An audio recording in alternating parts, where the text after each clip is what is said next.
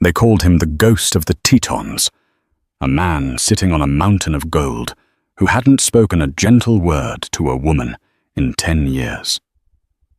When Silas Kincaid finally rode into Silver Creek, every starving widow and desperate beauty in the territory lined up, painting their lips and tightening their corsets, hoping to trap the richest bachelor in Wyoming.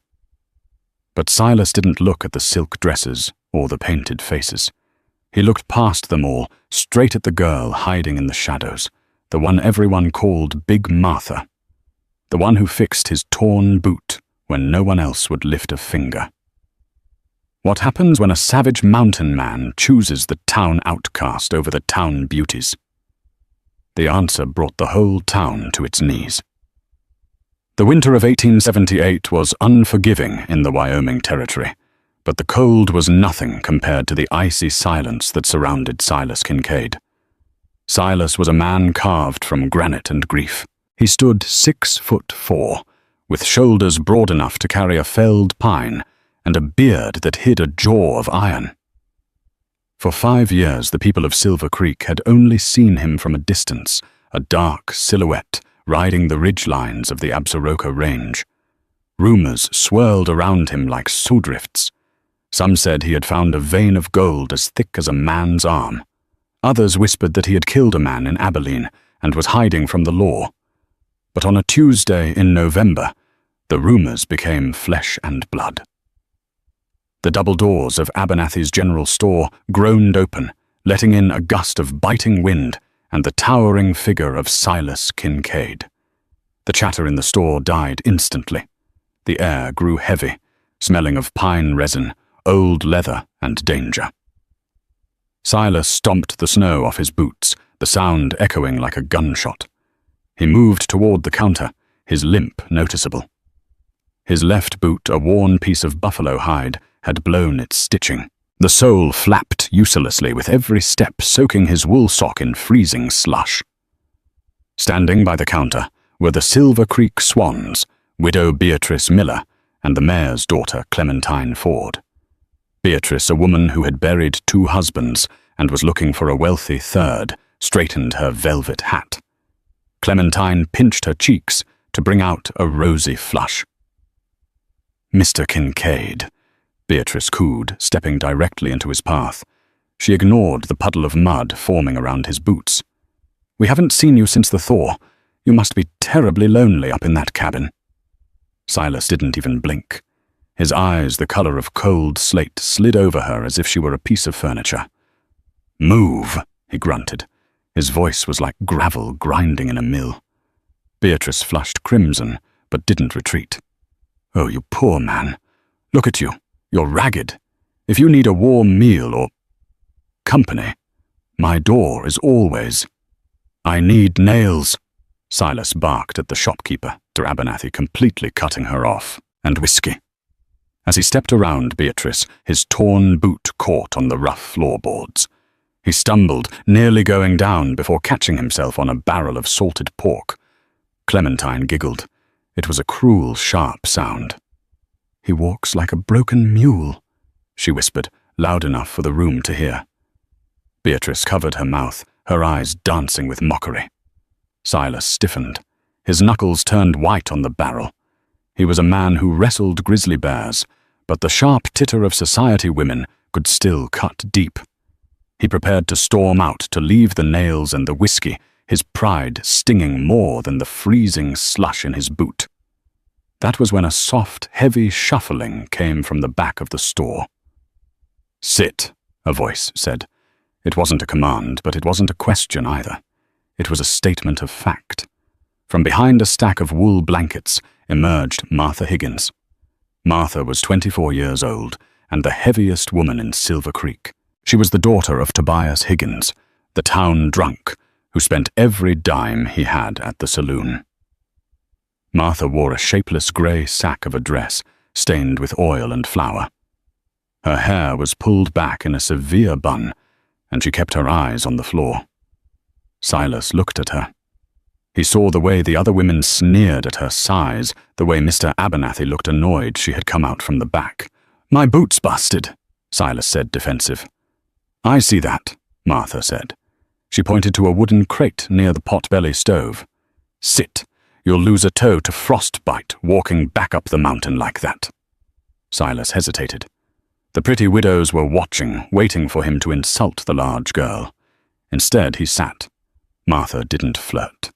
She didn't bat her eyelashes. She dropped to her knees, a difficult task for a woman of her size, and took his muddy, freezing foot into her lap. Her hands were large, warm, and calloused. She pulled a heavy needle and a spool of waxed sinew from her apron pocket. "Don't look at me," she murmured, sensing his gaze on her bent head. "Just drink your whiskey." For 20 minutes the store was silent, save for the pop hiss of the stove and the rhythmic shk shk of Martha's needle piercing the tough leather. She didn't just patch it. She reinforced the heel with a double stitch, the kind a master cobbler would charge $2 for. She worked with a quiet, focused dignity, ignoring the snickers of Clementine and Beatrice in the corner. When she was done, she bit the thread with her teeth and set his foot down gently. "That'll hold," she said, using the table to pull herself up. She was breathless from the effort, her face red. Silas stood up and stamped his foot. It was solid, better than new. He reached into his pocket and pulled out a gold nugget the size of a robin's egg. He held it out to her. Martha stepped back, her eyes widening in panic. "No." "Take it," Silas growled. "I didn't do it for pay," Martha said, her voice shaking but firm. "I did it because it's cold outside. Keep your gold, Mr. Kincaid." She turned and shuffled back into the shadows of the stockroom before he could argue. Silas Kincaid stood there for a long moment, staring at the empty doorway, where the large girl had vanished. Then he looked at the gold in his hand, and finally at the two beauties by the counter, who were now staring at the nugget with hungry eyes. He put the gold back in his pocket, grabbed his whiskey, and walked out without a word. News of the incident at Abernathy's spread through Silver Creek faster than a prairie fire. By noon, the next day, everyone knew two things. Silas Kincaid had gold, and he had been touched by Martha Higgins. Most people treated it as a joke. "Can you imagine?" Sheriff Brady laughed, leaning back in his chair at the barber shop. "The ghost of the Tetons and Big Martha. He probably thought she was a bear, and felt right at home." The men laughed. But in the shanty at the edge of town where Martha lived, there was no laughter. Tobias Higgins. Martha's father was a thin, wiry man with the shaking hands of an addict. He slammed his empty bottle onto the rickety table. "You turned down gold!" Tobias screamed, his face purple with rage.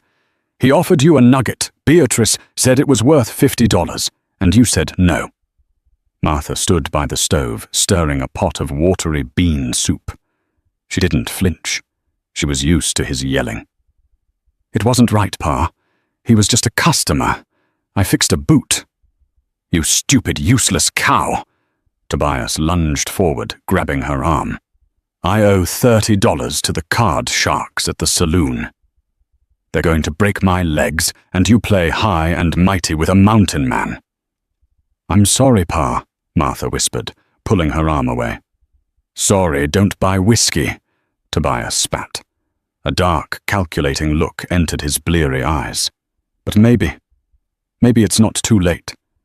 Beatrice says he looked at you." "Actually looked at you?" Martha felt a cold shiver that had nothing to do with the drafty cabin. "He was just grateful, Pa. Don't get ideas. He's rich, Martha.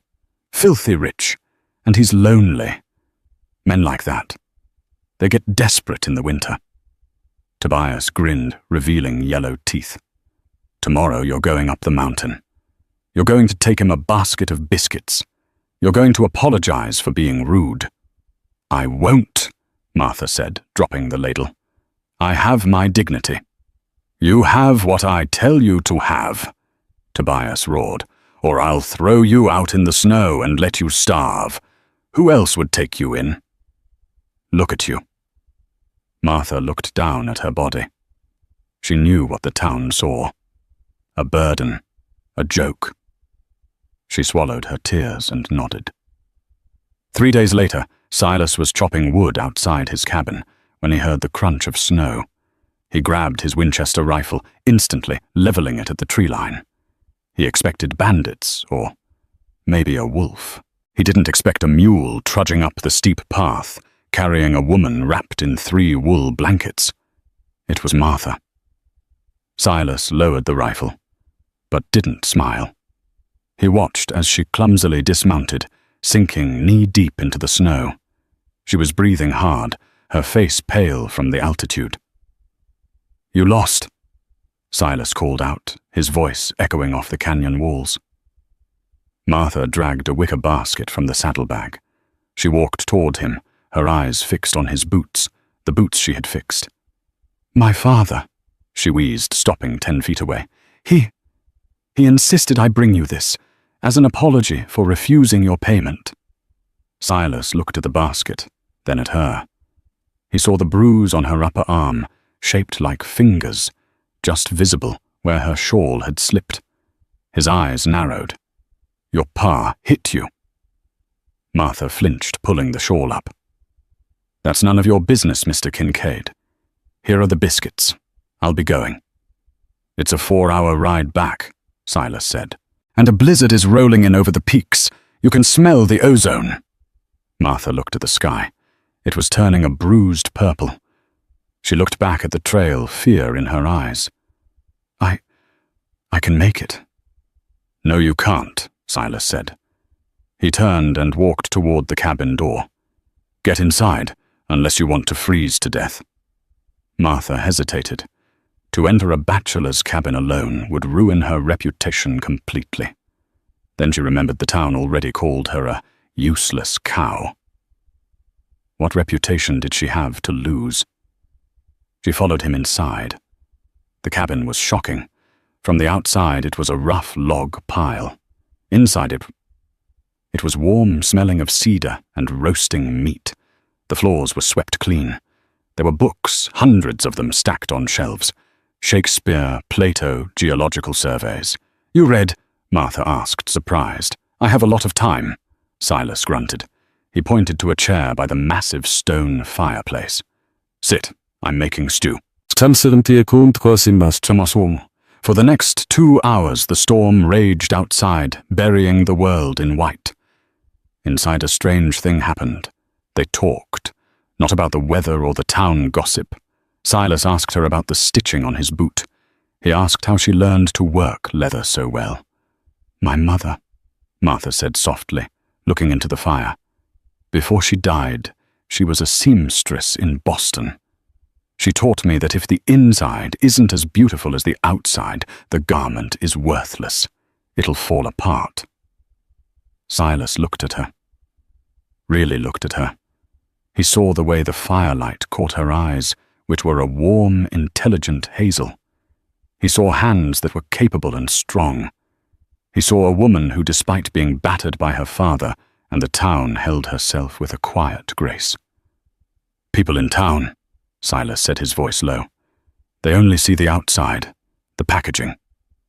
"The packaging is all that matters in Silver Creek," Martha replied sadly. "Widow Miller. She's beautiful." "She's a viper in silk," Silas said flatly. "And her stitching is rotten."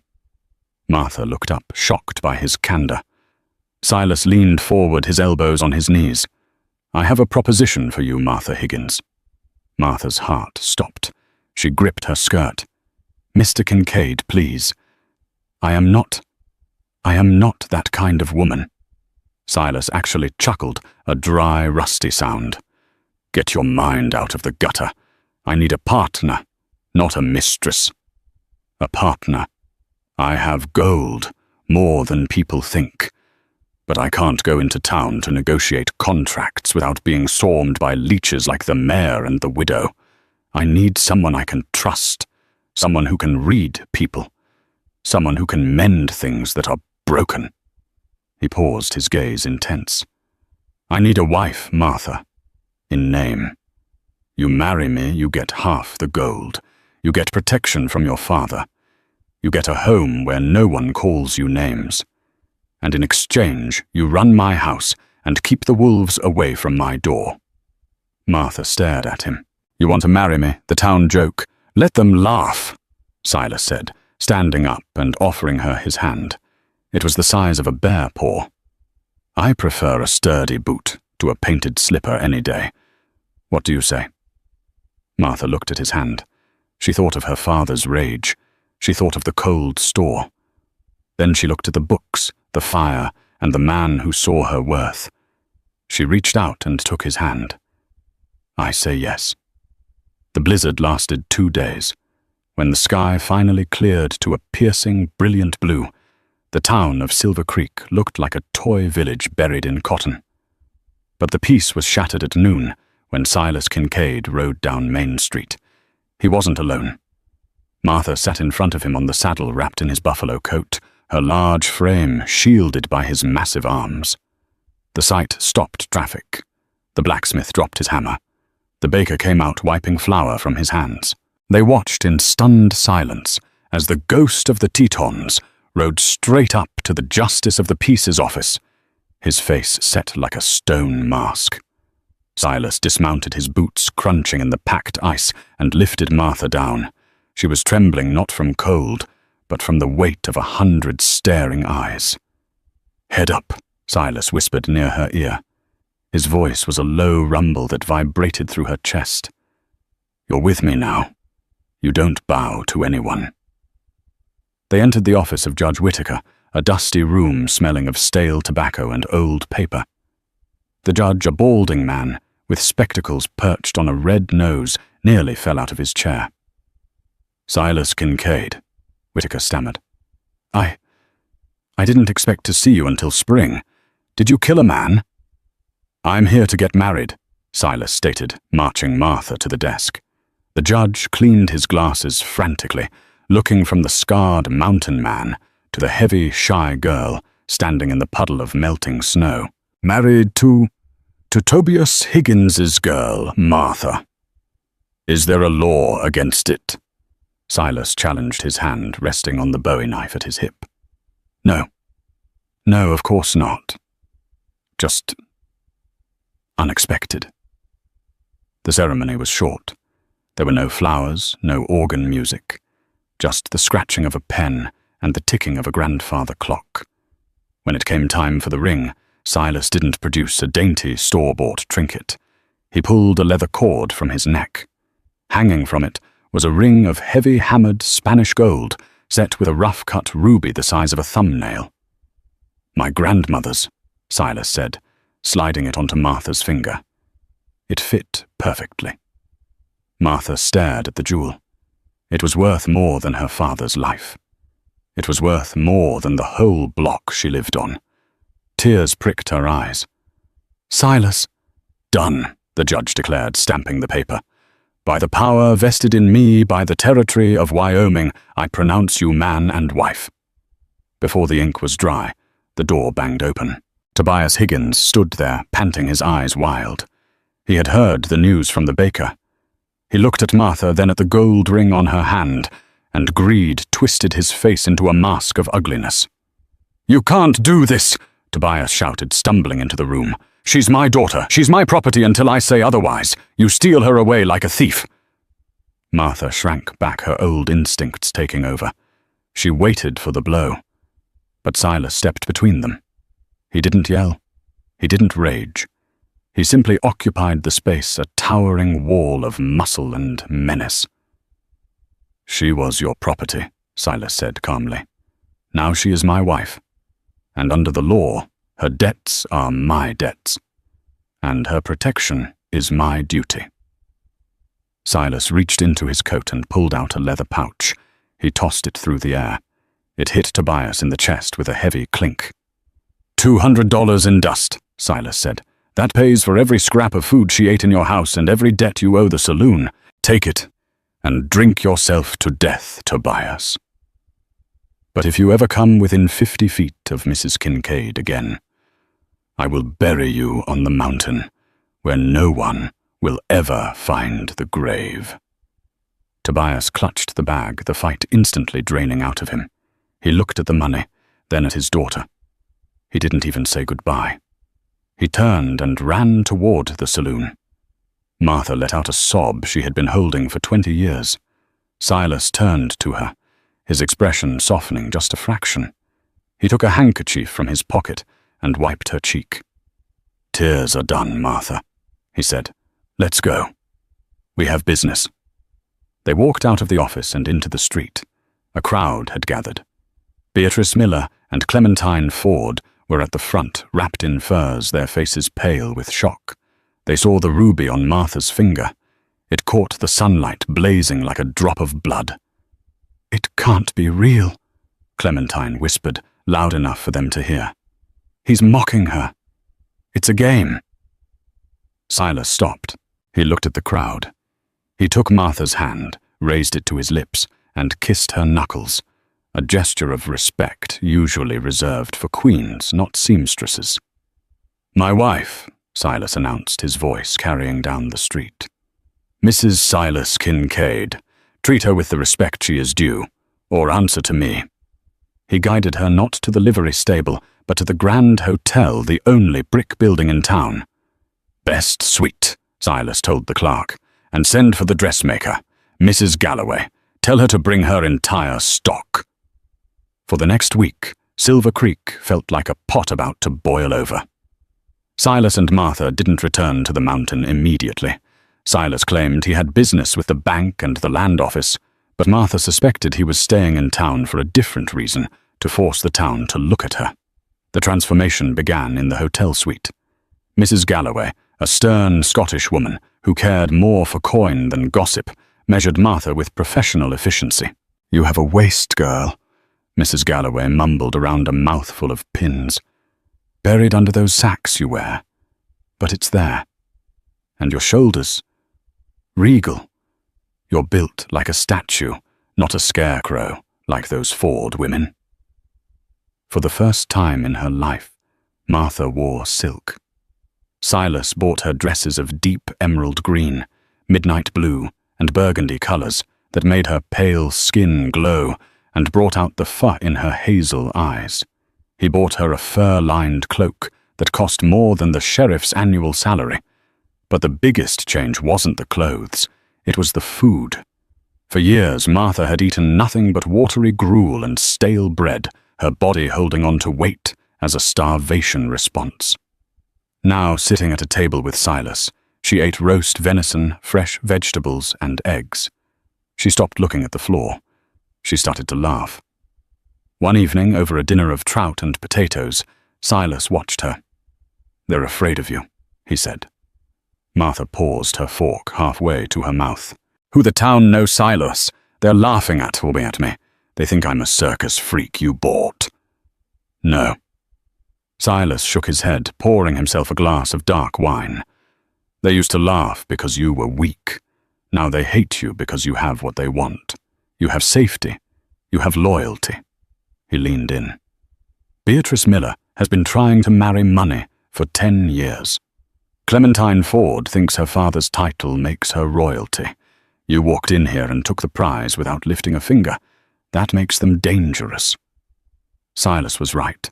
Across town in the parlor of Mayor Cornelius Ford's mansion, a council of vipers had convened. Mayor Ford, a man with a waxed moustache and a vest tight around his paunch, paced the Persian rug. Beatrice Miller sat on the settee, sipping brandy while Clementine sulked by the window. "It's an embarrassment, Cornelius," Beatrice hissed. "The richest man in the territory parading that mountain cow around like she's a duchess, and the way she looks at him, like she actually owns him." "It's the gold I'm worried about," Mayor Ford muttered. "I've been trying to get Kincaid to invest in the railroad spur for 3 years. He ignored me. Now he's spending thousands on silk and French perfume. He's going to squander his fortune on that girl." "He's not squandering it," Clementine said venomously. "He's securing it. If they have a child, that gold is gone forever. It stays in their family." The room went silent. The thought of a Kincaid heir, half mountain savage, half town outcast, inheriting the wealth of the Tetons, was too much for them to bear. "We need to separate them," Beatrice said, her eyes narrowing. "Silas is a proud man, a jealous man. He's lived alone for a decade. He doesn't know women." "What are you suggesting?" the mayor asked. "I'm suggesting that Martha Higgins has a past." Beatrice smiled, a cold, reptilian expression. "Or at least we can create one." "That won't work," the mayor dismissed. "She's never touched a man. Everyone knows that." "Exactly," Beatrice countered. "But Silas doesn't know that for sure. He's been on the mountain. He doesn't know what she did to pay her father's gambling debts while he was away." "That's a dangerous game, Beatrice," the mayor warned. "Kincaid will kill anyone who lies to him." "Then we don't lie," Beatrice said smoothly. "We just plant the seed, and we use the one person Silas already despises to water it." "Tobias?" "No." Beatrice shook her head. "Tobias is too scared. We need someone bolder, someone new to town, someone who looks like he could turn a woman's head." She turned to the corner of the room, where a shadow had been standing silently. It was a man named Jack Thorne. He was a drifter, a card sharp with a handsome face and a heart blacker than coal. He was Mayor Ford's illegitimate nephew, kept around for dirty work. "Jack," Beatrice purred, "how would you like to earn $500? Jack Thorne stepped into the light, flipping a silver dollar over his knuckles. "I'd like that very much, Mrs. Miller. Who do I have to shoot?" "No shooting," Beatrice said. "Seduction. Or at least, the appearance of it. I want you to make Silas Kincaid believe that his blushing bride is a harlot." The trap was set for the following Tuesday. Silas had to ride out to the claim to check on his mining crew, a group of hard men he paid well to guard the mine. He left Martha at the hotel with strict instructions to stay inside or take his hired guard if she went out. But Martha, feeling confident in her new blue velvet dress, wanted to do something nice for Silas. She wanted to buy him a new saddle for his horse, Midnight. She slipped out the back door of the hotel, intending to make a quick run to the livery. She never made it to the stables. As she passed the alley behind the saloon, a hand reached out and grabbed her wrist. "Well, well," a smooth voice crooned, "if it isn't the Queen of Silver Creek." Martha spun around, pulling her arm away. She faced Jack Thorne. She didn't know him, but she knew the type. He smelled of cheap cologne and trouble. "Let me pass," Martha said, her voice steady. She wasn't the scared girl in the general store anymore. She was Mrs. Kincaid. "In a rush, darling." Jack smiled, stepping closer, boxing her in against the brick wall. "Silas leaves you alone for 5 minutes, and you're already wandering the streets. Maybe you're looking for something he can't give you." "I'm looking for a saddle," Martha said coldly. "Move." Suddenly Jack lunged. He didn't hit her. He grabbed her by the waist and pulled her flush against him. He ripped the lace collar of her dress and messed up her hair with a rough hand. "Get off me!" Martha screamed, shoving him with all her might. She was strong, stronger than he expected. Jack stumbled back, tripping over a crate, but the damage was done. At that exact moment, the back door of the saloon opened. Mayor Ford and 3 of the town councilmen walked out right on cue. And riding up the street, returning early from the mine because of a broken wagon wheel, was Silas Kincaid. Silas reined his horse in so hard it reared. He saw his wife in the alley. He saw her torn dress. He saw a handsome stranger standing close to her, wiping lipstick, which Jack had smeared on himself off his cheek. The silence that descended on the alley was heavier than the blizzard. Jack Thorne played his part perfectly. He looked at Silas with mock terror, then winked at Martha. "Next time, sweetie, don't be so rough." Jack laughed, backing away. Silas sat on his horse, motionless. His face went completely blank. It was the face of the mountain before an avalanche. Martha ran toward him. "Silas." "No. He attacked me. He grabbed me." Silas looked down at her. He saw the torn lace. He looked at Jack Thorne, who was now retreating behind the mare for protection. "Is this true?" Silas asked, his voice barely a whisper. "I saw it with my own eyes, Mr. Kincaid," Mayor Ford lied, stepping forward with feigned indignation. "They were embracing disgusting behavior in a public alleyway." "She signaled him," another councilman chimed in. "I saw her wave him over." Martha looked at Silas, her heart hammering against her ribs. "Silas, look at me. Look at my eyes. I am your wife. They are lying." The tension stretched thin and screaming. Silas's hand hovered over his gun. He looked at the mayor. He looked at Jack Thorne. And then he looked at Martha. He remembered the woman who fixed his boot in silence. He remembered the woman who walked through a blizzard to bring him biscuits. He remembered the woman who told him she had dignity.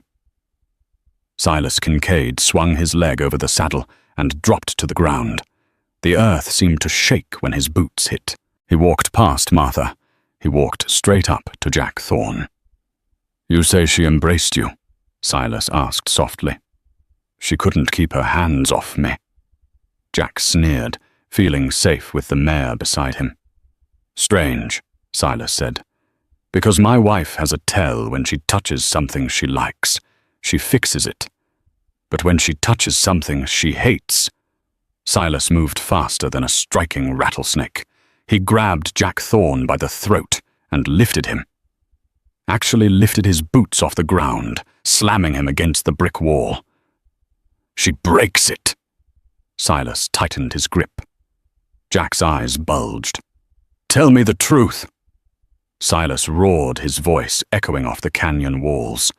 "Or I will snap your neck like a dry twig." Jack Thorne's feet kicked helplessly in the air, his boots scraping against the brick wall of the saloon. The color was draining from his face, turning from a handsome tan to a sickly paste. Silas Kincaid held him with one arm, his muscles locked like steel cables. The mayor and his councilmen watched in horror. They had expected Silas to doubt his wife. They had expected the beast of the mountain to turn on the beauty he had bought. They had not calculated that Silas Kincaid was a man who judged people by their actions, not their appearances. I... Jack choked, clawing at Silas's wrist. It was like clawing at a tree trunk. "Speak," Silas commanded, loosening his grip just enough to let air pass, but not enough to let Jack escape. "My wife says she didn't want you. You say she did. One of you is lying. And I know my wife doesn't lie. She's too proud for it." Jack looked at the mayor, desperate for help. But Cornelius Ford had taken a step back, his eyes darting around for an escape route. He realized too late that the mountain man wasn't just a brute. He was a predator who had sensed the trap. "It was a joke." Jack wheezed, tears streaming down his face. "Just a joke. A bet." Silas's voice dropped to a terrifyingly low register. "You bet on my wife's virtue." "No, they paid me," Jack screamed, pointing a shaking finger at the mayor and the group of men. "Ford and the widow Miller. They gave me $500 to ruin her. They said if you thought she was loose, you'd throw her out and leave the gold in town." A collective gasp went through the crowd that had begun to gather at the mouth of the alley. The shopkeeper, the baker, and the blacksmith were all listening. Silas dropped Jack. The gambler hit the mud with a wet thud, gasping for air and massaging his bruised throat. Silas didn't look at him again. He stepped over the groveling man and walked toward Mayor Ford. Cornelius Ford, the most powerful man in Silver Creek for 20 years, began to tremble. "Now, Silas, Mr. Kincaid, let's be reasonable. The boy is a liar. You can't believe a drifter over your mare." Silas stopped 2 feet from the mayor. He towered over the rotund official. "I believe the man who is afraid of dying," Silas said. "He has no reason to lie anymore." Silas reached into his coat pocket. For a second, the mayor thought he was going for a gun and nearly fainted. But Silas pulled out a folded piece of paper. It was a bank draft. "I was at the bank this morning, Cornelius," Silas said calmly. "I was buying the deed to the land adjacent to my mine. But the banker, Mr. Henderson, was very chatty. He told me about the town's debts. He told me about your debts." The mayor went pale. "It seems," Silas continued unfolding the paper, "that you borrowed heavily against the town treasury to invest in a silver mine in Nevada, a mine that came up dry. You're broke, Cornelius, and you were banking on my gold to bail you out." Silas ripped the paper in half, then he ripped it again. "I just bought your debt," Silas announced, his voice carrying to the crowd. "Every cent you owe the bank you now owe to me. I own your house. I own your livery stable. I own the chair you sit in at City Hall." Martha watched from the wall, clutching her torn dress. She had never seen power used like this. Her father used fists. The town used cruel words. Silas used the weight of the world. "You have 24 hours to vacate the mayor's mansion," Silas said, throwing the confetti of paper at the mayor's feet. "Take your daughter and your schemes and get out of my town." "You can't do this," Ford shrieked, his dignity shattering. "I am the law here." "Not anymore," Silas rumbled. He turned his back on the mayor and walked to Martha. He didn't ask if she was okay. He knew she wasn't. He took off his heavy buffalo coat and wrapped it around her shoulders, covering the torn dress. He buttoned it at the chin with gentle, clumsy fingers. "Let's go home, Martha," he said softly. "To the mountain?" she asked, her voice trembling. "To the hotel," Silas corrected. "We aren't running. We have dinner reservations." As they walked out of the alley, the crowd parted for them like the Red Sea. No one looked at Martha with pity anymore. They looked at her with awe. She was under the protection of the ghost of the Tetons, and she was the only thing standing between the town and his wrath. Back in the hotel suite, the adrenaline faded, leaving Martha shaking. She sat on the edge of the velvet bed, while Silas poured water into a basin. He dipped a cloth in and wrung it out. "I can do it," Martha said, reaching for the cloth. "Sit," Silas said. He knelt before her, just as she had knelt before him in the general store to fix his boot. He wiped the dirt from her cheek. He wiped the smeared lipstick the gambler had left. He cleaned her hands. "I'm sorry," Martha whispered, tears finally spilling over. "I just wanted to buy you a saddle. I caused all this trouble." Silas stopped. He took her face in his large, rough hands. "You didn't cause it," he said firmly. "You revealed it. You showed me who the snakes were. A man can't kill a snake if he can't see it in the grass." He looked at her intensely. "You are worth more than the gold, Martha. You stood up to him. I saw you shove him. You're a fighter." Martha leaned into his touch. For the first time in her life, she felt small. Not because she was humiliated, but because she was held. She was safe. "Silas," she breathed. He kissed her then. It wasn't a tentative kiss. It was possessive, hungry, and full of the pent-up passion of a man who had lived in the cold for too long. Martha didn't pull away. She wrapped her arms around his neck, pulling him closer, mending the lonely places in his soul just as she had mended his boot. The victory over the mayor should have been the end of it.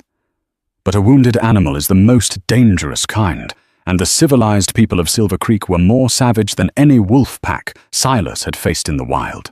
By the next evening, the atmosphere in town had shifted from shock to a simmering, violent tension. Mayor Ford had not packed his bags. Instead, he had barricaded himself in the city hall with Sheriff Brady and a posse of hired gunsmen who drifted through the territory looking for blood money. Beatrice Miller, stripped of her dignity and facing social ruin, had turned her venom into a weapon. She went door to door, whispering a new lie. She told the townspeople that Silas Kincaid was insane. She claimed he had forced the banker to sell the debts at gunpoint. She said he planned to burn the town down and take the land for grazing. Fear makes people stupid. And by sunset, a mob had formed. Silas and Martha were finishing dinner in the hotel dining room when a brick smashed through the front window. It landed on their table, shattering the china. Tied to the brick was a note, "Leave or burn." Silas stood up slowly, brushing glass from his sleeve. His face was a mask of cold fury. "Stay here," he told Martha. "No," Martha said, standing up.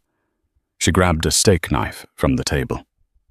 "I am not staying behind while you face them." Silas looked at the knife in her hand, then at the fire in her eyes. He nodded once. "Stay behind me."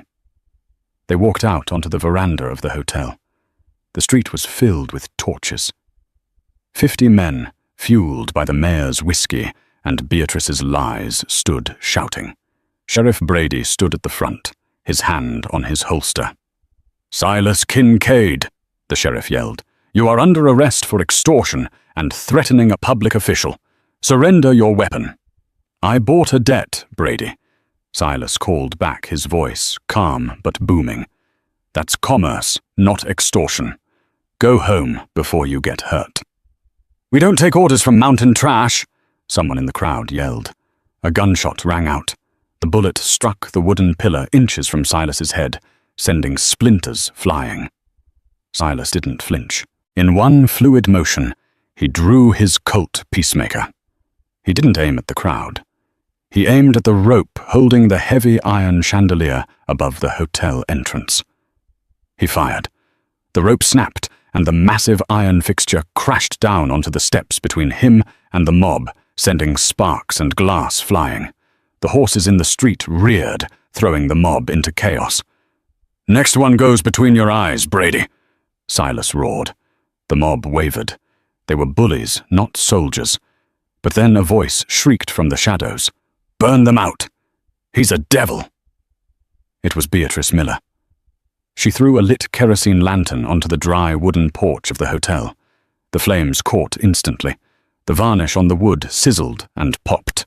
The fire raced up the trellis, blocking the front door. "Back inside!" Silas grabbed Martha and shoved her through the doors just as the entrance became a wall of fire. The lobby was filling with smoke. The clerk had already fled. "The back exit," Silas coughed, pulling Martha toward the kitchen. But when they kicked open the back door, they found it blocked. A heavy wagon had been rolled in front of it, wedged tight. It was a trap. They were meant to roast alive. "They want us dead." Martha coughed, the smoke stinging her eyes. "Silas, there's no way out." Silas looked around the kitchen. The heat was rising. He looked at the narrow pantry window high up on the wall. It was too small for him. But maybe— "Martha," Silas said, grabbing a stool. "The window. You can fit. Climb out, run to the livery, get the horses." "I'm not leaving you," Martha cried. "You can't fit through that. I'll hold them off," Silas said, his eyes tearing from the smoke. "I'll break through the front once you're clear. Go." "No." Martha grabbed his face. "I am not the woman who runs away." "Look at the floorboards." Silas looked down. "This is the hotel kitchen," Martha said rapidly. "The root cellar door is under that rug. It leads to the storm drain that empties into the creek bed. I used to hide there when my father was drunk." Silas looked at her in amazement. She knew the guts of this town better than the mayor did. "Show me," he said. They threw back the rug. A heavy iron ring set into the floorboards was rusted shut. Silas gripped it with both hands. He roared to the veins in his neck, bulging his back muscles, straining against the fabric of his shirt. With a shriek of tortured metal, the trapdoor gave way. Cool, damp air rushed up to meet them. "Go," Silas commanded. Martha lowered herself into the darkness. Silas followed, pulling the trapdoor shut above them just as the kitchen ceiling collapsed in a shower of sparks. They crawled through the damp, rat-infested tunnel for what felt like miles. It smelled of sewage and mud. Martha's silk dress was ruined, tearing on sharp rocks, but she didn't care. She crawled with a determination that matched Silas's. They emerged onto the frozen, muddy bank of Silver Creek, coughing and gasping for air. Above them on the main street, the Grand Hotel was a tower of flame, lighting up the night sky. The mob was cheering, thinking the monster and his bride were dead. Silas stood up in the knee-deep water, washing the soot from his eyes. He looked up at the burning building, then at Martha, who was covered in mud, shivering but alive. He checked his gun. 3 bullets left. "They think we're dead," Silas said, his voice cold as the grave. "That's good." "Why is it good?" Martha asked, wringing out her skirt. "Because ghosts are harder to kill," Silas said. "And tonight Silver Creek is going to be haunted." He turned to Martha. "Do you trust me?" "With my life," she answered without hesitation. "Good, because we aren't going back to the mountain. Not yet." Silas pointed toward the shadows of the railway depot at the edge of town. "There's a telegraph office there, and the telegraph operator owes me a favor." "What are we going to do?" "We're going to call in the cavalry," Silas said grimly. "I don't just have gold, Martha. I supply the U.S. Marshals with information on outlaws in the territory. Sheriff Brady isn't the law. I am the witness." But before they could move, a silhouette stepped out from under the bridge. It was Tobias Higgins, Martha's father. He held a double-barreled shotgun, leveling it at them. His hands were shaking violently. "Pa," Martha whispered. "They promised me." Tobias wept, the firelight reflecting in his watery eyes. "Beatrice promised me $1,000 if I made sure you didn't come out of the creek. She knew about the tunnel, Martha. She remembered you talking about it years ago." Silas stepped in front of Martha. "Put it down, Tobias. You miss and you're dead." "I can't," Tobias sobbed. "I have to do it, or they'll kill me." He cocked the hammers. The sound of the rushing water under the bridge seemed to swallow the world. Tobias Higgins stood in the mud, the shotgun shaking so violently in his hands that the barrels clattered together. Silas didn't reach for his revolver. He watched the older man with eyes devoid of pity. But Martha stepped forward. She didn't hide behind her husband anymore. She walked through the icy mud until the barrels of the shotgun were inches from her chest. "Pull it, Pa," Martha said softly. Tobias sobbed a wretched, broken sound. "They'll kill me, Martha. Beatrice. She said I was worth $1,000 dead." Martha finished for him. Her voice was steady, resonant with a strength she had found in the fire. "And you believed her, just like you believed the bottom of a bottle would solve your problems." She reached out and placed her hand over the barrels of the gun. "Look at me, Pa. Really look at me. Am I the girl who cowered in the corner while you drank? Or am I the woman who just walked through fire?" Tobias looked up. In the moonlight, he didn't see the useless cow he had ridiculed for years. He saw a queen. He saw his wife's eyes, staring back at him, judgmental and sorrowful.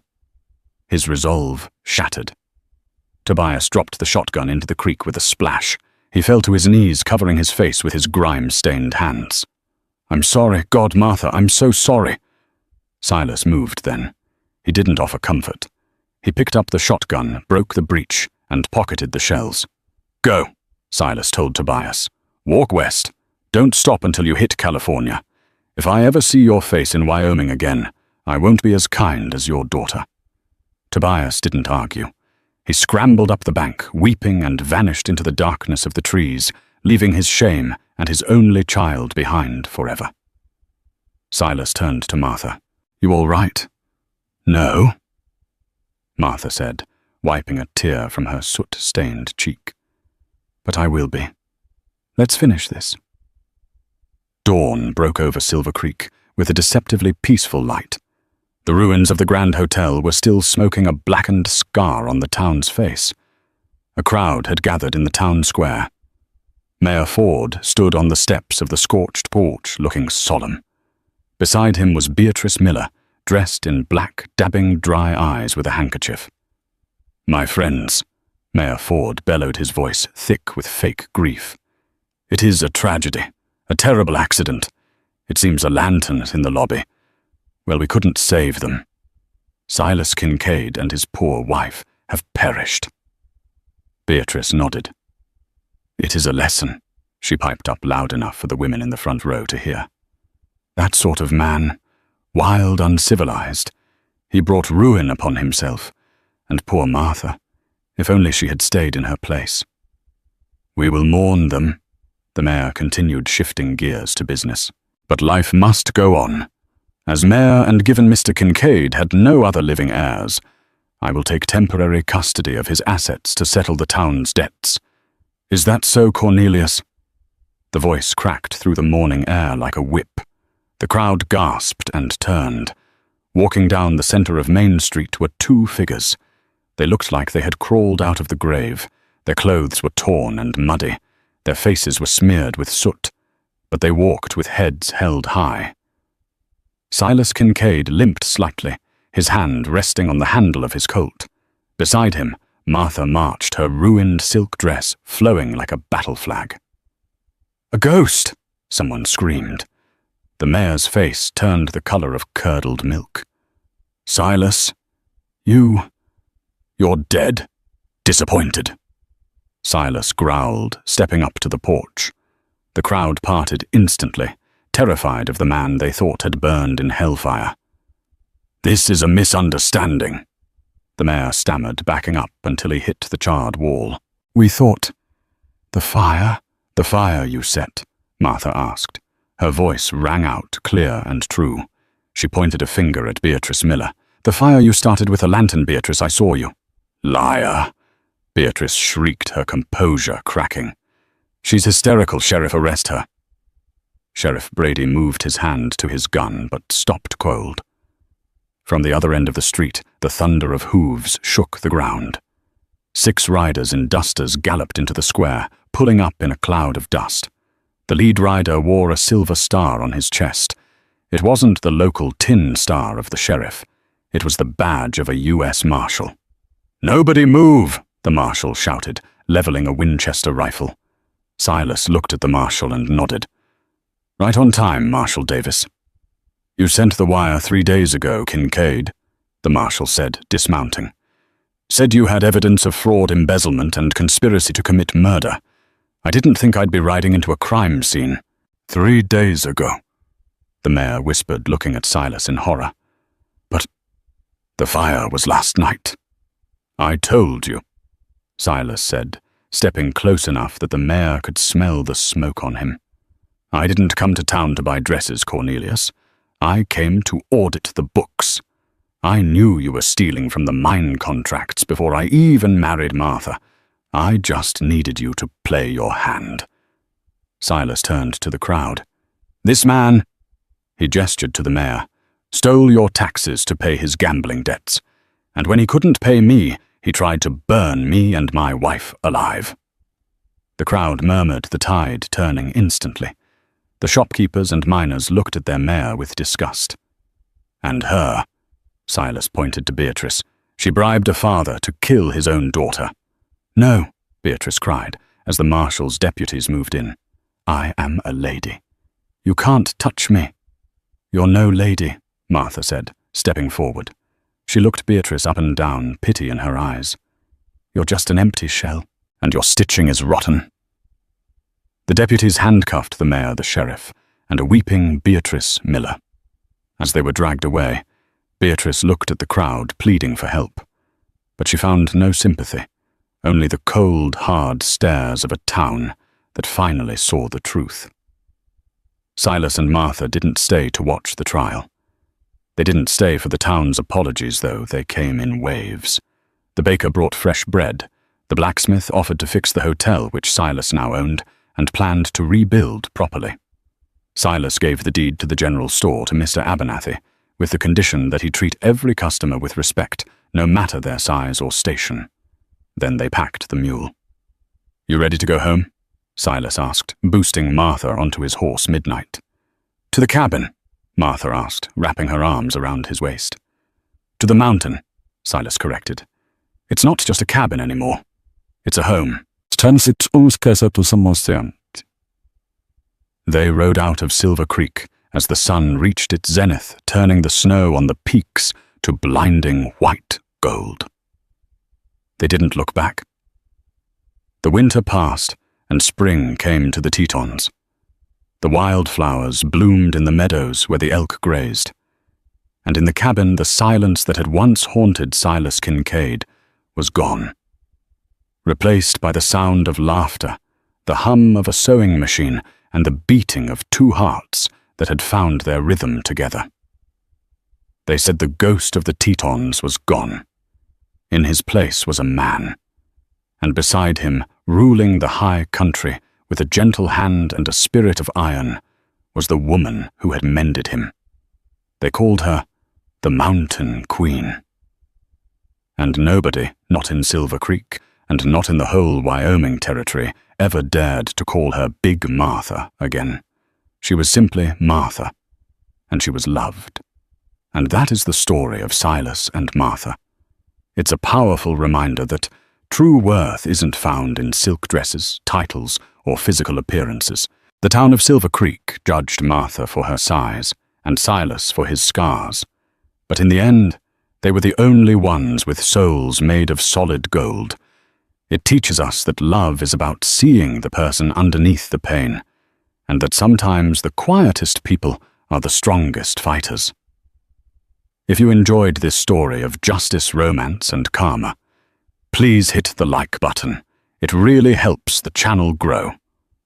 Don't forget to share this video with someone who needs a reminder that good things happen to good people, and subscribe so you never miss our next dramatic story.